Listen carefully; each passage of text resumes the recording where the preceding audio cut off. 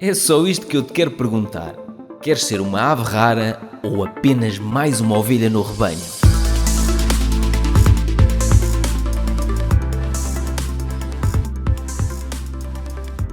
Na sauna tenho montes de conversas interessantes e há dias, apesar de eu não estar metido no meio da conversa, ouvi duas pessoas a conversar sobre um estudo qualquer que um deles tinha lido, que dizia que eram necessárias não sei quantas gerações para alguém que tinha nascido em famílias pobres, de fracos recursos financeiros, para que alguém conseguisse sair desse registro e tivesse uma vida muito mais confortável financeiramente, alcançasse a independência financeira. E eu pus-me a pensar naquilo. Não me intrometi na conversa, até porque eu não concordava com muitas das coisas que estavam a ser ditas, apesar de estarem a ser citados estudos e não sei o quê, mas eu quero lá saber dos estudos. Eu quero saber daquilo que eu tenho vivido. E eu não concordava com muitas das coisas que estava ali a ouvir, não pronunciei também, porque estava quase já no final das minhas 3 sessões de sauna, mas aquilo fez-me refletir como é que tinha sido a vida dos meus avós, a vida dos meus... Olha, eu agora contei assim, dos meus avós, e eu normalmente não conto a começar pelo polegar, conto assim. Dava mais jeito de virar aqui para a câmara. Como é que tinha sido a vida dos meus avós, a vida dos meus pais e a minha vida. E comecei a pensar como é que era financeiramente a vida de cada uma destas gerações. Então decidi pedir aos meus pais para fazerem uma compilação de fotos deles, dos meus avós, e acabei por apanhar ali coisas muito interessantes também da minha infância. E então, se calhar, neste vídeo gostava de partilhar um bocado como é que foi a vida dos meus pais, um bocadinho como é que foi a vida dos meus avós e como é que foi a minha infância e adolescência. Pelo menos até aos 18 anos, porque depois a partir daí as coisas alteraram-se. Mas vamos por partes. Vou fazer 1500 vídeos sobre isto tudo e, portanto, vamos começar neste primeiro vídeo a falar sobre os meus avós. Se calhar vamos começar nos meus pais. Então, o meu pai, aqui um gingão com 18 anos ou 19 anos, um dia conheceu a minha mãe. Eles, na altura, isto em 1970 e, sei lá, 6, portanto, eles tinham todos assim um ar hippie, calças à boca de sino. Isto foi o meu pai quando foi à tropa. Olha aí, a calça à boca de sino. Hã? Isto era na altura em que, na circunvalação, em Viseu, passava um carro por hora.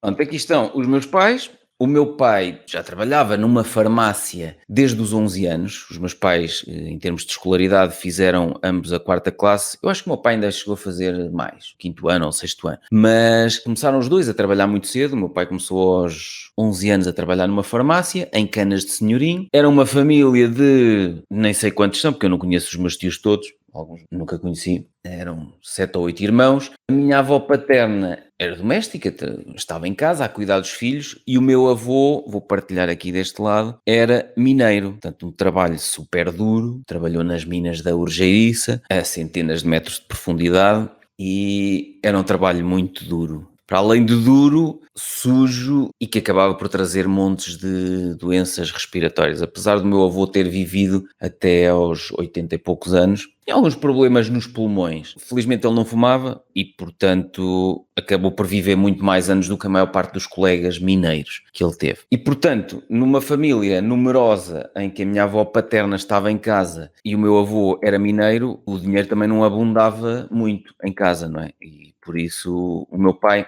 disse que quando era mais novo acabou por passar fome e pronto, às vezes não havia comida para toda a gente lá em casa. Contrariamente, a minha mãe, apesar de os meus avós maternos também serem analfabetos, como os meus avós paternos, a minha mãe disse que do lado dela nunca passaram fome. Não tinham abundância extrema de nada, até porque os meus avós eram agricultores e tinham animais, mas nunca chegaram a passar fome. Mas, entretanto, em 1976, acho eu, espero não estar a dizer asneirada, aqui os meus pais tinham-se conhecido há pouco tempo, começaram a namorar, e em 1978 nasce o bebé mais bonito de todos os tempos, eu, não é? O Pedro Silva Santos. Aqui a minha mãe no parque da cidade de Viseu comigo, olha que beleza.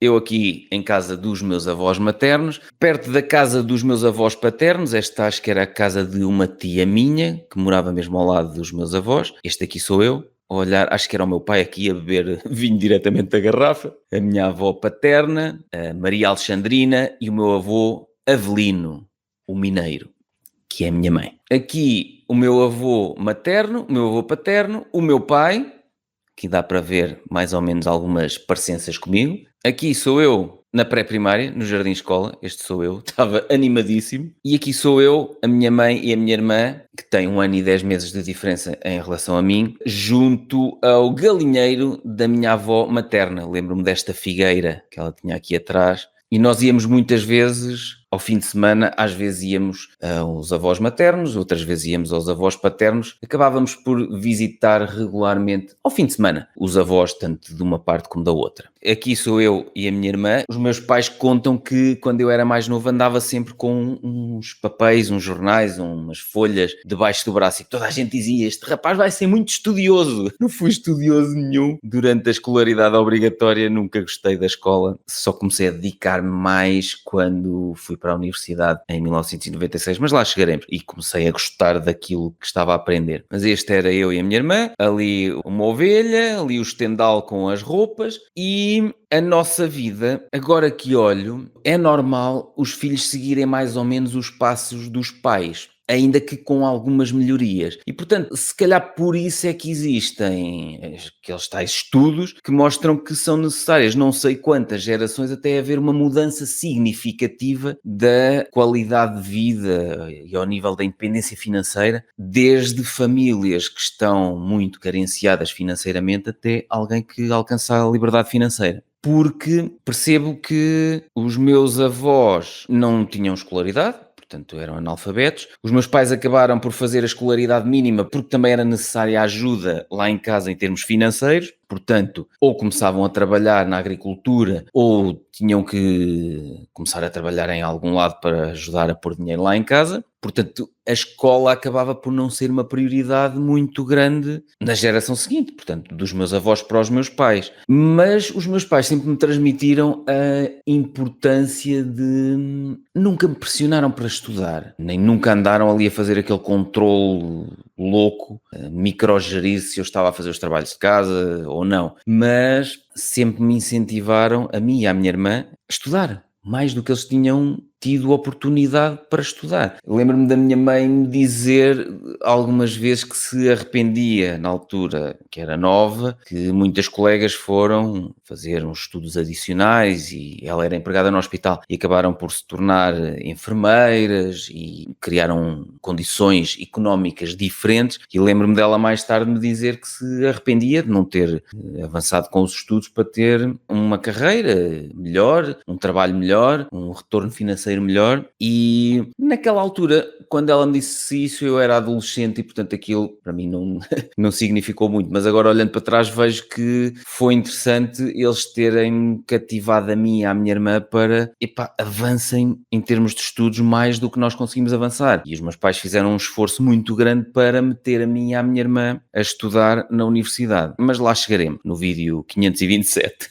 Portanto, aqui está novamente a imagem do meu avô paterno, mineiro, aqui os meus avós, a Maria Alexandrina, a Soriana, e o meu avô, o Avelino dos Santos. E aqui já estamos nós, em família. Era muito normal, como eu disse, irmos à casa dos avós maternos, à casa dos avós paternos. Aqui era em casa dos meus avós maternos. Aqui não se nota bem deste lado a minha avó Maria Brígida. Eles tinham todos nomes impressionantes. O meu avô materno era Jaime da Silva e a minha avó materna Maria Brígida. Só. Assim, isto é que eram nomes incríveis. E então, aqui estava eu, a minha irmã e os meus pais, o meu pai e a minha mãe. Estávamos num almoço qualquer em casa dos meus avós maternos. Estas imagens estão neste livro aqui, A Ave Rara, de empregado frustrado a criador do seu próprio emprego. Eu explico um bocado da minha história até à criação do meu próprio emprego, em 2009, e tenho fotos da minha infância em que eu explico isto tudo. Não vou estar a explicar agora aqui o que é que se passou. Esta era a minha mãe, connosco em casa, costumávamos ver a novela, sempre as novelas na altura, na década de 80, as novelas que nós víamos eram brasileiras. Portanto, era a Tieta e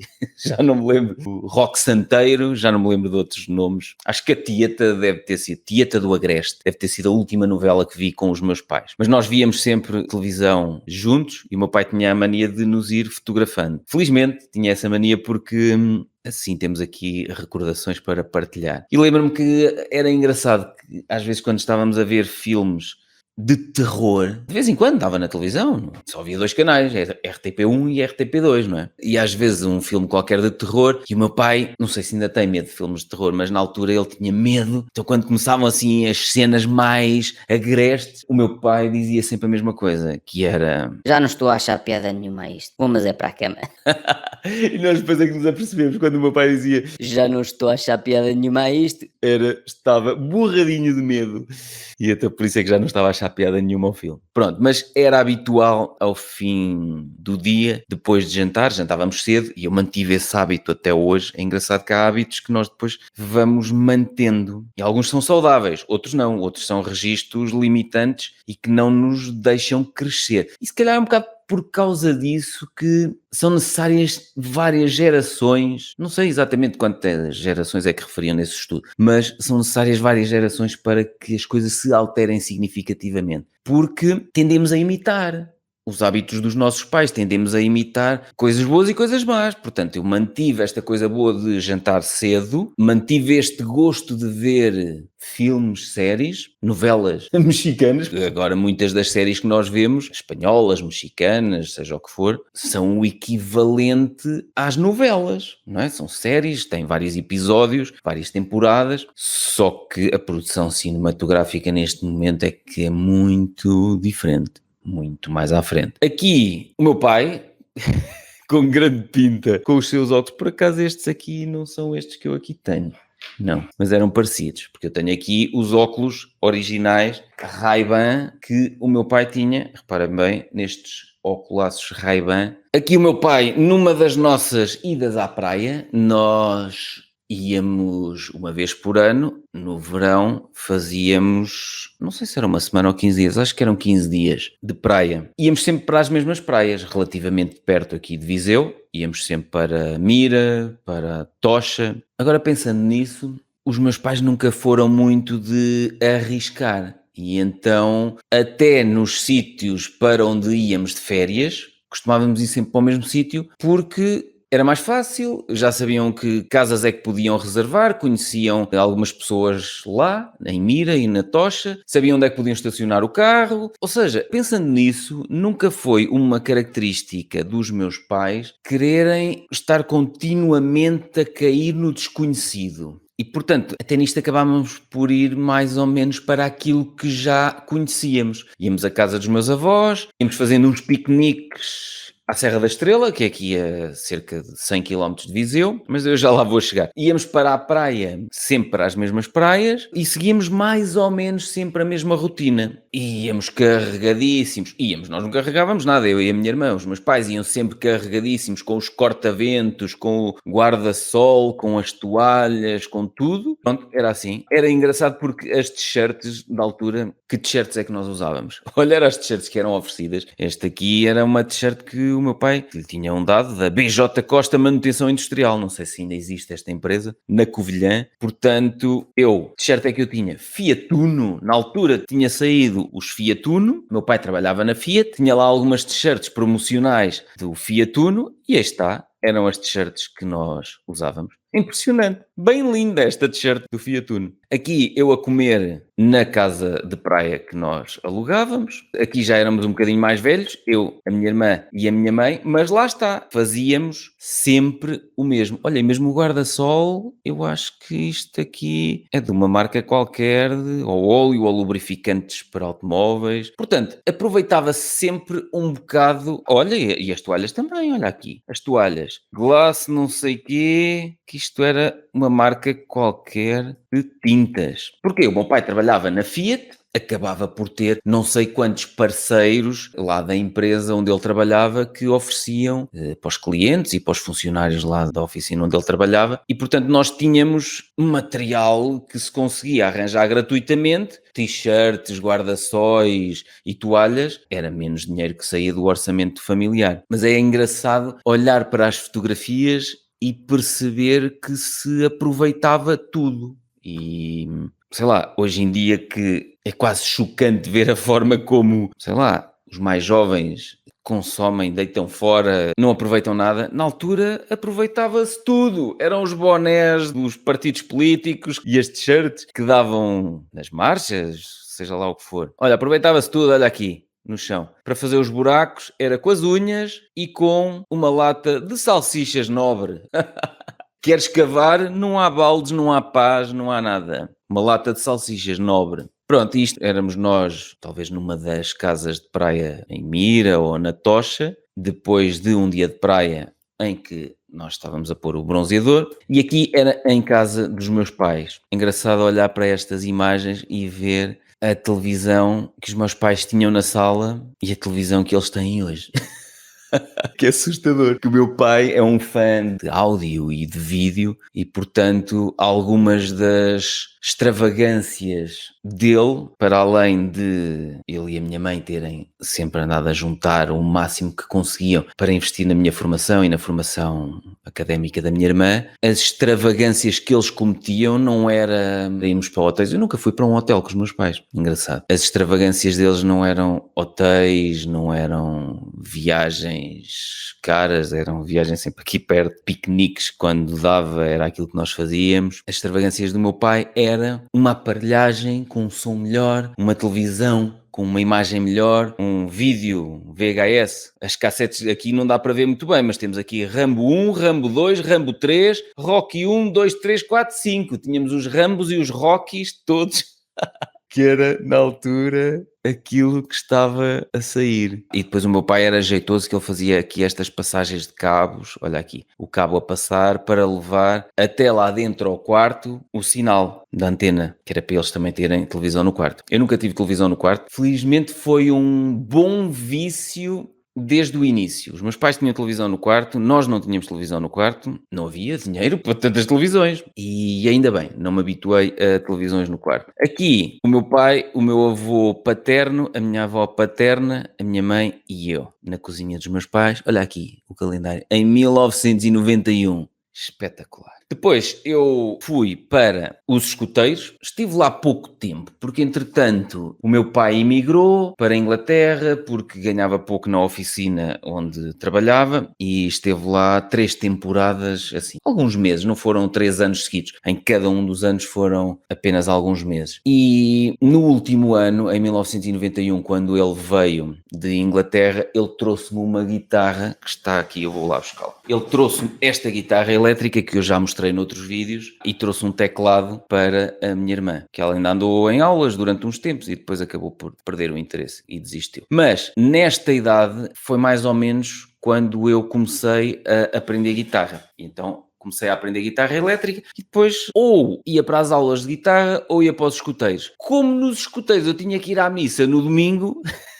foi fácil de decidir. Eu disse, rasparta, vou deixar os escuteiros. Não é por causa da missa, é porque tenho aulas de guitarra. E então, ainda tenho esta guitarra, hein? 1991. Desde então comecei a aprender a tocar guitarra e nessa altura, tal como eu disse anteriormente, podemos ver aqui, isto é na Serra da Estrela, nós íamos muitas vezes no verão à praia, Mira e Tocha, e no inverno fazíamos os passeios aqui pela Serra do Bussaco. Não sei se chegámos a ir ao Bussaco. Passávamos muito pelo Luso, porque para irmos para Mira, na altura as estradas em Portugal não eram o que são hoje. E então tínhamos que passar ali pela zona do Luso, tinha montes de curvas e a minha irmã vomitava-se toda na altura. Pronto, sempre foi muito coqueta a minha irmã.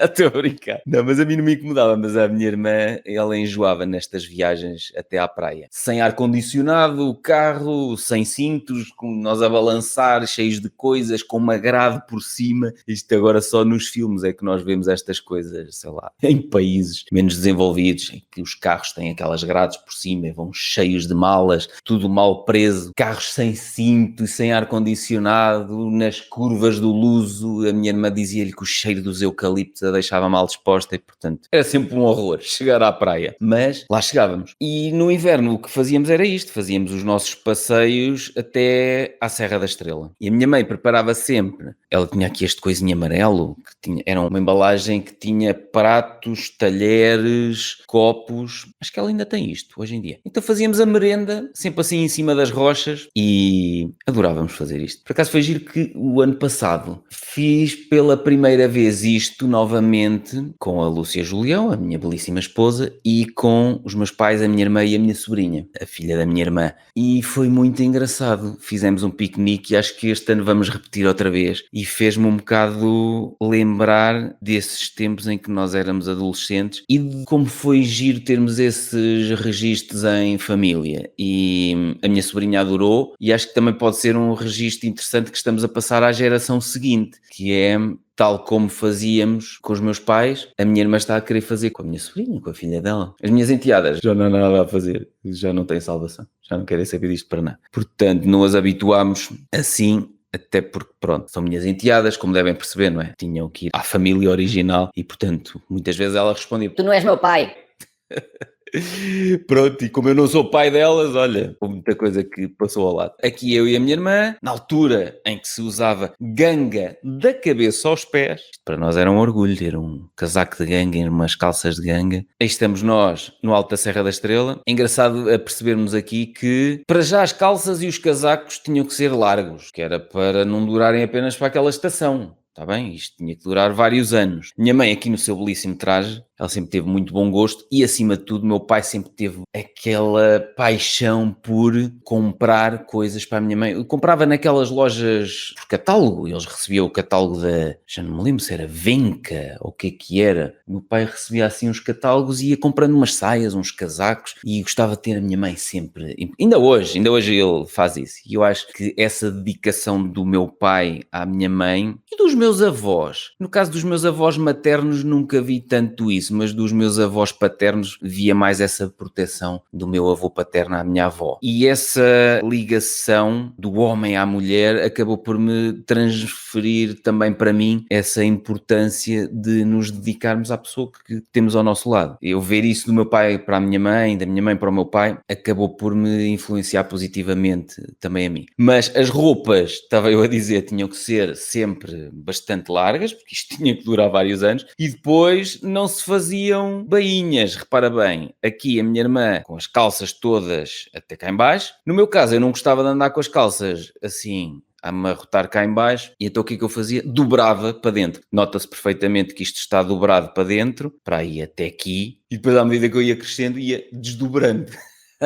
Só que às vezes ia desdobrando e depois notava-se que aqui já estava um bocado gasto. Pronto, pormenores, não é? Olha aqui, notava-se perfeitamente que isto estava dobrado para dentro. Se calhar só eu é que noto isto. Eu, a minha irmã e a minha mãe, num daqueles passeios de fim de semana, quando não íamos aos meus avós maternos almoçar, ou aos meus avós paternos, quando não íamos fazer um piquenique à Serra da Estrela, íamos aqui em Viseu, ao Monte de Santa Luzia. Acho que uma vez ou outra ainda chegámos a ir à Serra do Caramulo. Tudo aqui é relativamente próximo. Esta é numa das nossas visitas à praia, talvez na Praia de Mira, e olha, aqui atrás estavam 3 homens musculados. Que engraçado! 3 homens musculados e bronzeados a aparecer na fotografia. Aqui numa das visitas ao fim de semana aos meus avós maternos, aqui é a minha avó materna, Maria Brígida, eu, a minha mãe e a minha irmã, e aqui uma imagem giríssima. Eu falo nisto, já falei noutros episódios, falo nas minhas palestras. Esta era a quinta que existia mesmo em frente à nossa casa. Aqui era a minha mãe que ia trabalhar às 4 da tarde, lá ia ela carregada com as coisas, com o jantar, com a farda, não sei o quê. E aqui era, e ainda é, esta é a vista de casa dos meus pais, onde eu passei dos meus 6 anos para a frente. Até aos 6 anos, olha, morava aqui mais à frente, na Quinta do Grilo, em Viseu. Havia só 3 casas, uma delas era arrendada pelos meus pais. Vivi lá desde que nasci até aos 6 anos e depois mudámos aqui para este... Eram 4 blocos de 8 apartamentos em cada bloco e os meus pais moravam num destes blocos. Tinha esta quinta gigante, estava aqui o portão e aqui a casa... Não estava lá sempre o dono da quinta, mas esta quinta tinha árvores de fruta, tinha vinha, olival, tinha aqui umas romãzeiras e nós adorávamos ir roubar romãs aqui na quinta. Esta quinta atualmente já não existe, portanto isto é uma urbanização gigante que existe em Viseu, é a urbanização Quinta del Rei. E é engraçado olhar para esta imagem porque eu falo nisto muitas vezes, quando nós entrávamos aqui pelo portão da quinta para ir roubar fruta e às vezes o portão estava fechado. E quando o portão estava fechado, nós não assumíamos aquilo como um não assumíamos como não podes entrar na quinta para roubar fruta. O que é que nós fazíamos? Saltávamos o muro. E é engraçado olhar para isto, que isto era tudo pedra seca. De vez em quando, a subimos o muro ainda caíam grandes pedregulhos cá para baixo. Mas este era o muro da minha infância. Tantas vezes saltei este muro. E aqui era a minha mãe, ia trabalhar no hospital. Aqui o meu pai tinha regressado há pouco tempo de Inglaterra, decidiu voltar e, como ele não fechou portas, voltaram a admiti-lo na oficina onde ele trabalhava, a Fiat em Viseu. Eu lembro-me de ir muitas vezes lá com ele quando estava de férias, em vez de ficar em casa sozinho, ia trabalhar. Ia ver o meu pai trabalhar. Aqui esta máquina era engraçada, que isto era uma máquina de microfilmes, punhamos aqui por baixo os microfilmes de peças e nós conseguíamos, era aqui que eles viam qual era a peça em determinada parte do carro e depois tinha lá um código para eles saberem onde é que estava arrumada, em termos de stock, em que prateleira é que aquilo estava. Aqui estamos nós, em mais uma das nossas visitas à Serra da Estrela. A evolução do meu penteado é giríssima porque o meu pai tinha cada vez menos cabelo e eu tinha cada vez mais cabelo e penteados mais estranhos. Reparem aqui no meu penteado, não é? Que na altura era assim, usava-se mais comprido à frente e mais curto atrás. Este foi um dos passeios com os primos. Olha para este, cá está o penteado fenomenal que eu tinha na altura e cá está aquilo que eu falei da minha mãe. Portanto, cá está o jói de pêssego, o jói de maracujá, ou devia haver também jói de maçã, e está aqui o coisinho amarelo que tinha os copos, os pratos, os talheres, e era isto que nós usávamos nos piqueniques que fazíamos. Era uma alegria escorregar com aqueles sacos plásticos. Olha só este belíssimo adolescente com o cabelo com penteado belíssimo. Mas estes são os registros que eu tenho da minha infância e adolescência. Aqui, novamente, em casa dos meus avós maternos. Quando os meus pais faleceram, a minha mãe, nas partilhas, acabou por comprar a parte da casa aos irmãos dela, aos 2 irmãos que ela tem, e acabaram por depois reabilitar a casa dos meus avós, e é uma casa na aldeia onde os meus pais passam alguns dias da semana. E aqui estou eu e a minha irmã, não sei o que é que a minha irmã me estava a fazer, talvez estivesse a limar as unhas, porque eu tinha as unhas compridas, comecei a aprender guitarra clássica e então eu tinha as unhas compridas na mão direita para dedilhar, e tenho ali ainda a guitarra clássica que eu comprei, porque entretanto depois ao longo da vida fui comprando uma série de guitarras porque fui tendo bandas. Num dos passeios de fim de semana, lá estávamos nós a fazer as nossas caretas, aqui no Monte Santa Luzia. Basicamente, muitas vezes íamos até ao monte, este era o Fiat Tipo dos meus pais, que compraram em 91, e que me ofereceram quando eu acabei a licenciatura, em 2001. E quando não íamos fazer piqueniques ou não íamos aos meus avós maternos, não ficávamos fechados em casa ao fim de semana, íamos para um ponto alto comer um gelado, por exemplo. Comprávamos uns gelados e íamos até ao Monte Santa Luzia comer um gelado e ver as vistas, ver a cidade de Viseu cá para baixo.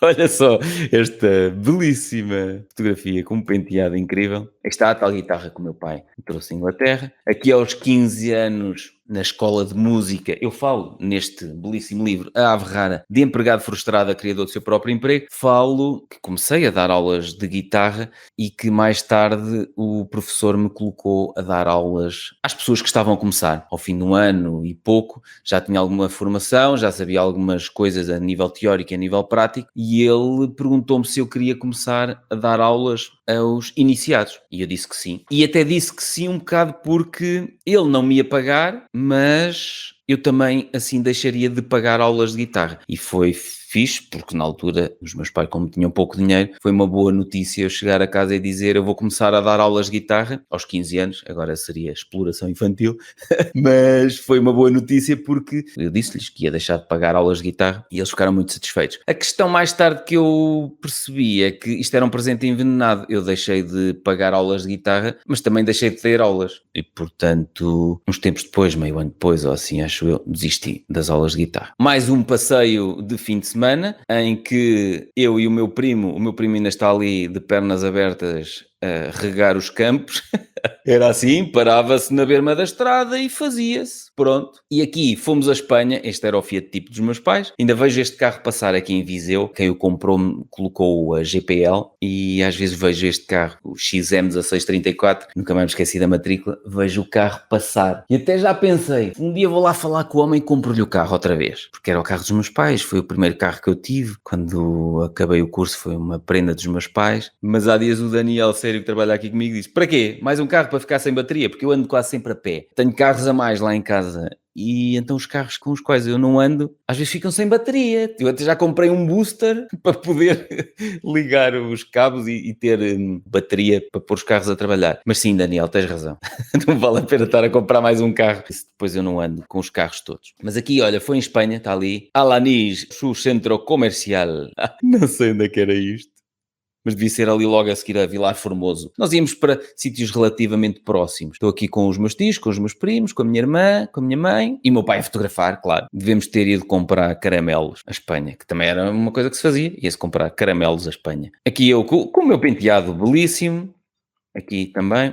E aqui em 1993, é giro nas fotografias irem aparecendo os calendários na parede, porque assim conseguimos saber em que ano é que estávamos. A minha irmã, eu, devíamos estar a almoçar com os meus tios. Eu parecia uma rapariga, olha ali. Não tinha barba, cabelo comprido. Aqui em 1994, benditos calendários que nos permitiam ter um registro temporal. Para além do meu penteado, o cabelo a crescer, penteado cada vez mais bonito, usava t-shirts muito sugestivas, que era a mensagem que eu gostava de passar nesta altura. Do género, cara é que tu te lixas, não me chateias. Aqui, eu, o meu pai e a minha mãe, em casa dos meus pais, com a ventoinha, ou andávamos em tronco nu, ou então punhamos a ventoinha a circular, qual ar-condicionado qualquer. E isso é que hoje em dia também me faz pensar que a nível de conforto, os meus pais evoluíram muito em relação aos meus avós, mas eu evolui muito mais em relação aos meus pais e aos meus avós. Hoje em dia temos frio, ligamos o aquecimento. Temos calor, ligamos o ar-condicionado. Temos tudo e mais alguma coisa disponível. Na altura, tínhamos frio, metíamos mais uma mantinha e um cobertor. Tínhamos calor, andávamos em tronco nu e ligávamos a ventoinha. Só que a ventoinha, coitada, fazia circular ar quente, não fazia grande coisa. Aqui em casa dos meus avós, aqui com o meu avô paterno, o meu penteado incrível, mais um dos passeios. Uma das coisas que registro muito da infância e da adolescência é isso. Ao fim de semana, às vezes até era irritante, porque nós queríamos era ir brincar com os nossos amigos e os meus pais queriam que nós fôssemos passear com eles. Olha, e aqui eu e a minha irmã tínhamos umas All-Star. Por acaso achava que tinha comprado umas All-Star mais tarde na vida. Pronto, mas as minhas primeiras All-Star. Fiquei vidrado em All-Star. Desde então, só tenho All-Star. Já tive não sei quantos modelos diferentes, mas só uso All-Star o ano inteiro. Deve ter sido trauma durante tantos anos, não pude ter umas All-Star. Quando comecei a usá-las, só quis All-Star a partir daí. Mais um passeio, neste caso, com os meus avós paternos, a Maria Alexandrina e o Avelino dos Santos. Eu e a minha irmã parecíamos quase gêmeos. Mais um passeio com os meus avós, desta vez maternos, que a minha avó, a Maria Brígida, a cortar queijo para todos. Aqui o Jaime da Silva. Reparem, o boné Selenia Motor Oil. Aqui a minha avó materna era a adega, por baixo da casa era a adega dos meus avós, tinha lá os pipos e os garrafões de vinho que eles faziam vinho, e deste lado aqui tinham as coelheiras, tinha montes de coelhos. E por baixo da casa depois tinham porcos e vacas. O aquecimento da casa dos meus avós era assim, era o calor dos animais que subia e aquecia a parte de cima da casa. E o cheiro também subia. Era, pronto, eles iam limpando regularmente, mas cheirava sempre, não é? Os porcos e as vacas, principalmente as vacas, deixavam sempre cheiro na casa. Mas o aquecimento era assim, natural, do calor dos animais. Mais um passeio à Serra da Estrela. Nós para a Lagoa Comprida fomos montes de vezes. Aqui é mais uma imagem da casa dos meus avós, separadamente. Portanto, aqui era a casa por cima, por baixo, do outro lado tinham os animais. A casa de banho era a externa, à casa, era aqui. Como eu disse, aqui era a adega, a coelheira, e mais para cá, aqui era o forno, onde a minha avó cozia o pão e assim. Os meus pais, quando herdaram a casa dos meus avós maternos, decidiram desmontar este edifício todo e manter apenas o forno. Tem a chaminé e o forno, e é lá que o meu pai atualmente faz as grelhadas. Aqui estamos nós na Lagoa Comprida, os meus avós. Olha, isto era por dentro desta casotazinha, aqui estão as coelheiras. Aqui por dentro pronto, como vocês veem, isto era tudo muito humilde, tudo os bancos feitos de madeira e aqui era o forno feito de pedra. E os meus pais deitaram tudo abaixo e só deixaram o forno e a chaminé. Cá estamos nós na Lagoa Comprida. Serra da Estrela para mim está batidíssimo. Desde puto era Serra da Estrela. Aqui em casa dos meus pais, com o meu belíssimo traje para o 12º, o cabelo não estava rapado, estava apanhado. Foi para o baile finalistas do 12º ano e aqui um hábito que nós ainda mantemos até hoje no Natal. Por isso é que esta conversa na sauna, esta conversa que eu ouvi, não participei muito na conversa, acabou por me fazer pensar um bocado como é que foi para os meus avós, para os meus pais e para mim. Porque houve coisas que nós fomos melhorando ao nível de vida e ao nível económico e ao nível do conforto, mas houve pequenos registros que nós quisemos manter. Por exemplo, os meus avós paternos, no Natal, davam-nos sempre uns lençóis de flanela, que eram tão quentinhos no inverno. E nós fazíamos sempre registros fotográficos espantadíssimos, tipo, não acredito! E então mantivemos isto sempre, toda a vida. Fazíamos estes registros todos os anos no Natal, agora já não é fotograficamente. O meu pai há vários anos que filma no Natal. Nós temos os filmes de Natal, giríssimos, sempre a fazer parvoíces e cada uma das pessoas a desembrulhar a prenda, sempre a fazer cara espantadíssima. Sempre aqui o meu avô materno do género, mas porquê que estes parvinhos têm que fazer sempre esta figura? Aqui uma colcha. E as prendas eram estas. Eram pijamas, meias, lençóis de flanela para o inverno, colchas, eram whisky.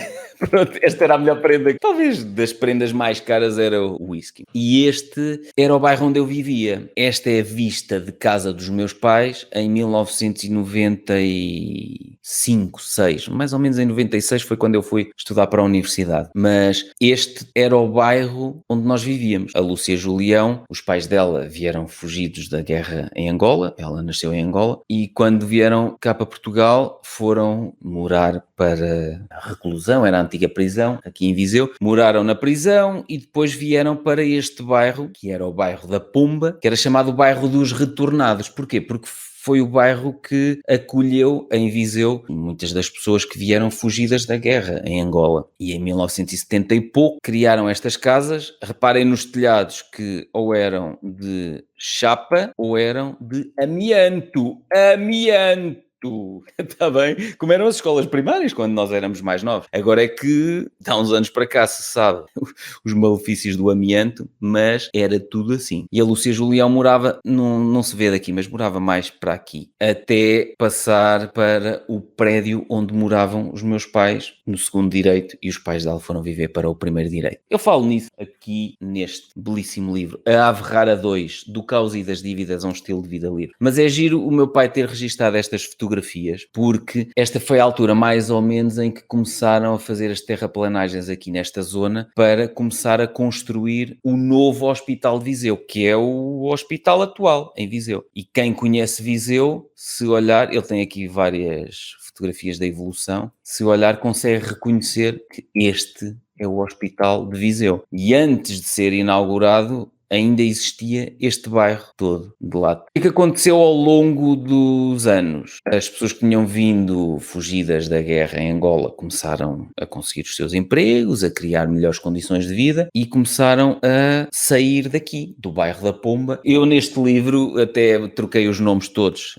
chamo-lhe o bairro da Passarinha, acho que não foi da Passarinha, Passarinha era muito mal, já não me lembro. Não, o bairro da Cotovia, não, o bairro da Passarinha era muito bom.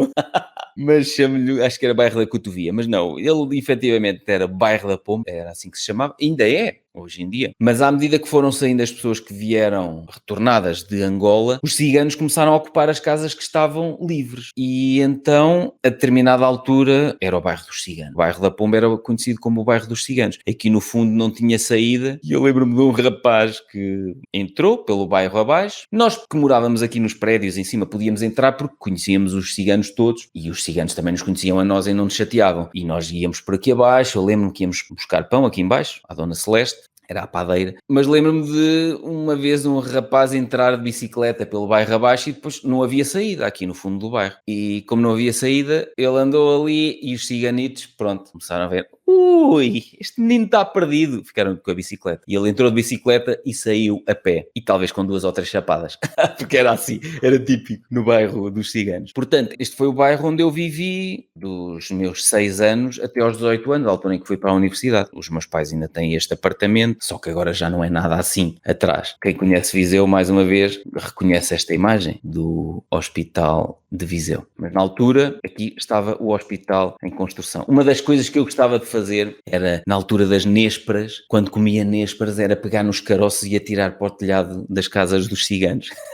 Alguns deles eram de chapas de zinco e então aquilo fazia aqueles os caroços das nésperas, aquela barulheira por ali abaixo. Puto estúpido, não é? Mas era uma das coisas que eu gostava de fazer e os ciganos, pronto, não percebiam o que é que estava a acontecer. Mas basicamente foi isto. A minha infância e adolescência foi passada muito nestes registros familiares de irmos ter com os meus avós, irmos passear com os meus avós, irmos passear com os meus pais, sempre mais ou menos aos mesmos sítios. Portanto, andávamos ali num raio de 100 km, no máximo, em torno de nossa casa. Quando eu comecei a ganhar o meu dinheiro, comecei a sentir necessidade de fugir um bocado deste raio tão curto à volta dos sítios onde eu morava, dos sítios onde eu trabalhava. E foi uma sensação estranha a primeira vez que fiquei num hotel, a primeira vez que andei de avião, porque eu nunca viajei de avião com os meus pais, eu nunca fiquei num hotel com os meus pais. A primeira vez que comi num restaurante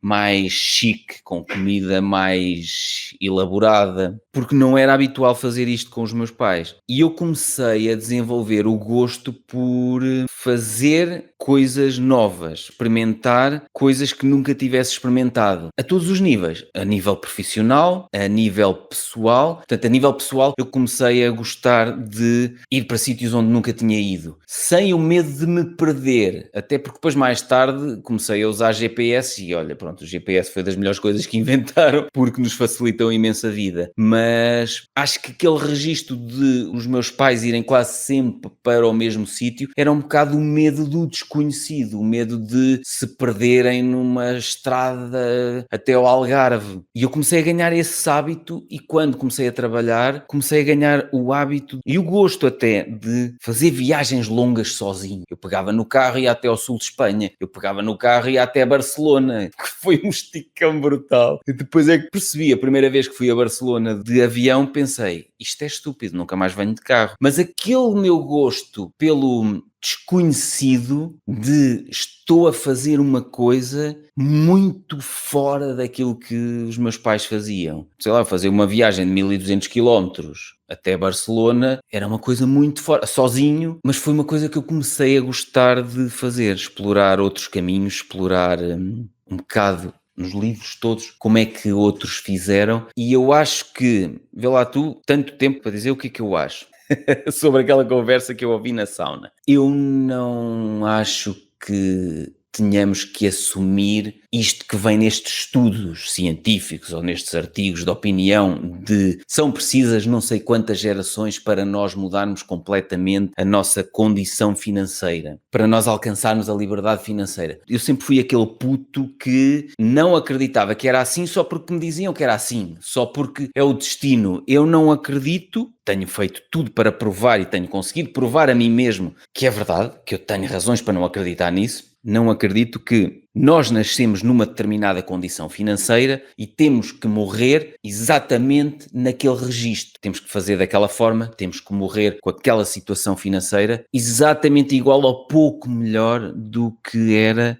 a situação financeira dos nossos pais. Não acredito nisso, não aceito isso, não aceito o destino. Portanto, eu acho que é importante nós não nos esquecermos de onde é que viemos e por isso é que eu passei aqui tanto tempo a mostrar de onde é que eu vim e as origens humildes da minha família, dos meus avós maternos, paternos, dos meus pais. Mas, se por um lado é importante nós não nos esquecermos de onde é que viemos, considero que é muitíssimo importante não nos deixarmos limitar por isso. Não fazermos exatamente assim, porque era assim que já os nossos pais e os nossos avós faziam. O mundo mudou, nós também temos que mudar. Nós temos que nos adaptar. Nós temos, hoje em dia, ferramentas à nossa disposição que os meus pais e os meus avós não tiveram. Eu penso muitas vezes, os meus avós, como eram analfabetos, eu penso muitas vezes qual é que seria a sensação e como é que seria a minha vida se eu fosse analfabeto, se eu nunca tivesse conseguido ler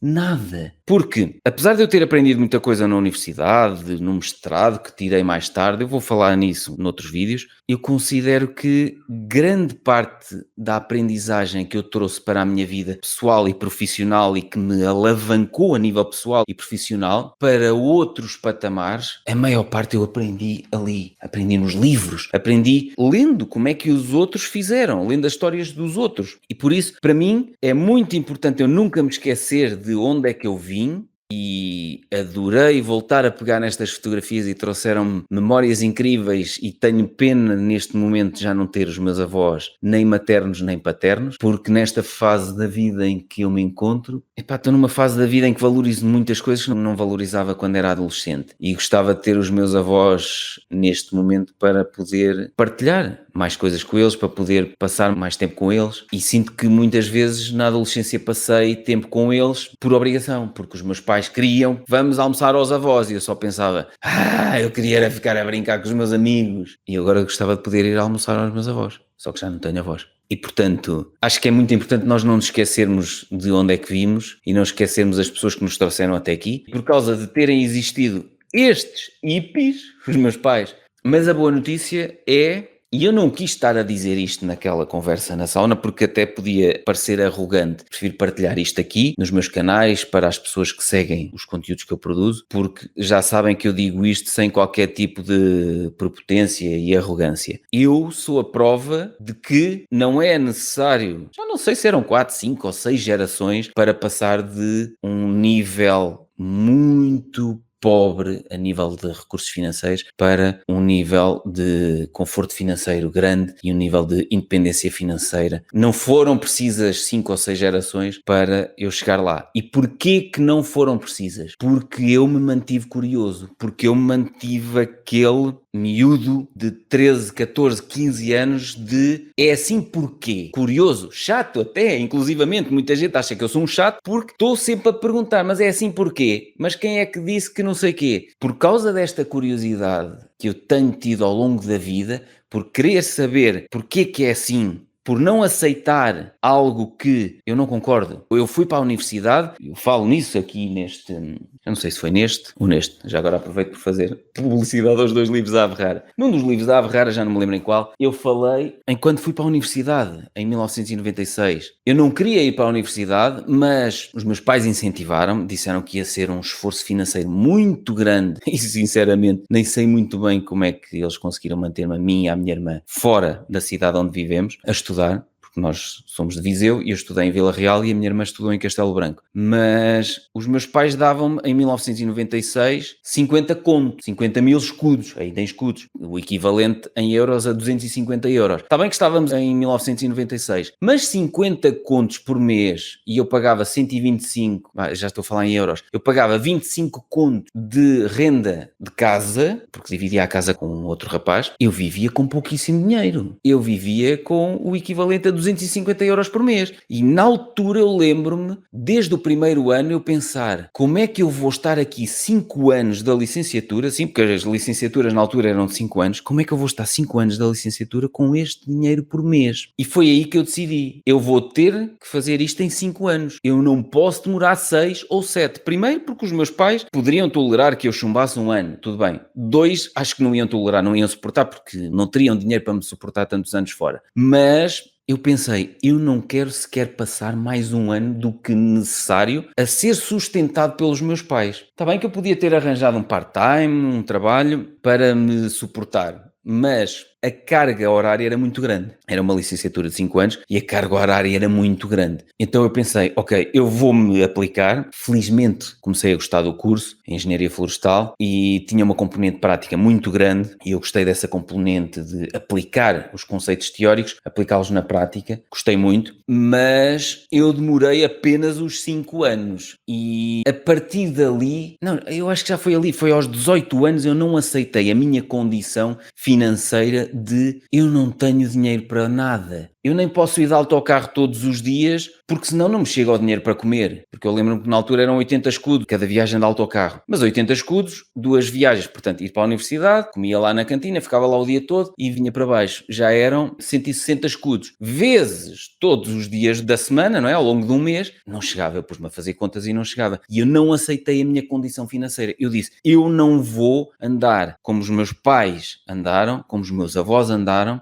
com dificuldade de dinheiro. E mais tarde, por erros, por não saber gerir o risco financeiro das coisas em que me metia, falo neste livro, A Averrar 2, do caos e das dívidas a um estilo de vida livre, mais tarde entrei numa espiral de dívidas gigante. Mas isso é para mais tarde, isso é para uns vídeos mais à frente. Mas eu não aceitei que, por vir de uma família com poucos recursos financeiros, a minha vida também teria que ser assim. E por isso a mensagem que eu quero deixar aqui, mais de uma hora depois, é que há uma frase qualquer, acho que é do Bill Gates: se nasces pobre, a culpa não é tua. Se morres pobre, a culpa é tua. E eu digo pobre no bom sentido, é não aceitarmos que só porque vimos de famílias com poucos recursos financeiros, com grandes dificuldades, a nossa vida também vai ter que ser assim. Não vai ter que ser assim. Se nós tivermos a curiosidade de querer aprender como é que os outros fizeram, tal como eu quis aprender como é que os outros saíram de situações financeiras difíceis, como é que os outros criaram o próprio emprego, como é que os outros montaram negócios que funcionam sem eles. Eram coisas que era a minha curiosidade. Como é que há pessoas que têm tantas empresas e têm tempo para tudo? Para eles, para a família, para cuidarem da sua saúde física, mental. Têm tempo para gerir aquilo tudo. Como é que é possível? A determinada altura na vida, quando eu comecei a ter o meu próprio emprego, eu não percebia como é que alguém podia ter 2, 3, 15, 20 empresas. Porquê? Porque eu não percebia como é que tirava as mãos da massa. Mas vou falar nisso muito mais à frente. A questão toda foi, eu quebrei esta corrente de 4, 5 ou 6 gerações, desde recursos financeiros muito escassos até à liberdade financeira, quebrei esta corrente porque mantive a curiosidade de aprender todos os dias. E se tu também mantiveres a curiosidade de saber um pouco mais todos os dias, deitar ao fim do dia a cabeça na almofada e dizer, hoje sei um pouco mais do que sabia ontem. Sim, hoje fiz um pouco mais para melhorar a minha vida, a vida da minha família, do que fiz ontem. Sim, é um pouquinho todos os dias, um pouquinho de curiosidade todos os dias, um pouquinho de fazer algo mais e melhor todos os dias. Isto, ao fim de não sei quantos anos, vai amontoando, amontoando, amontoando e torna-se exponencial. E aquela bola gigante que no início custa tanto empurrar, porque os avós eram pobres, os pais eram necessitados ou remediados, como os meus pais diziam que eram, aquela bola que custou tanto a empurrar e que, segundo os tais estudos, ia demorar 5 ou 6 gerações a chegar à liberdade financeira, é possível nós quebrarmos essa corrente numa única geração. Nós temos as ferramentas todas, temos a tecnologia toda, temos tudo ao nosso dispor. Às vezes só falta é vontade das pessoas, curiosidade, para estar sempre a aprender. E é isto que eu te quero deixar neste vídeo. Nunca te esqueças de onde é que vieste, mas não deixes que isso limite quem tu és e quem tu queres ser. Nem vou estragar mais, porque acho que é uma forma bonita de acabar este vídeo. Até ao próximo episódio.